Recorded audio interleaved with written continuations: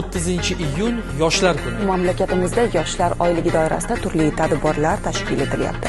Yangi O'zbekiston yoshlari birlashaylik shiori ostidagi tadbirlarning navbatdagi manzili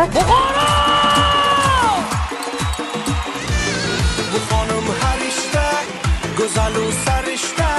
Bu vatanni onamdan kam sevsam uyat bo'ladi. Bu vatanni bolamdan kam sevsam uyat bo'ladi. Qancha dunyo kezdim. Prezidentimizning biz uchun, biz yoshlar uchun yaratayotgan imkoniyatlar bizga motivatsiya beryapti. Bugun O'zbekiston har tomonlama, kuch qudratga ega har tomonlama. Xalqaro SAT imtihonidan O'zbekiston tarixida ilk marotaba maksimal 1600 ballni qo'lga kiritdi.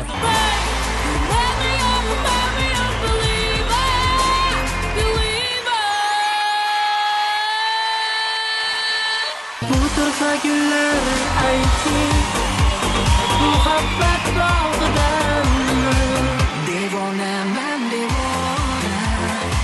Yoshlarimizga har bir maqsadi yo'lda doim olg'a borishda hech qachon to'xtamasligini tilab qolaman.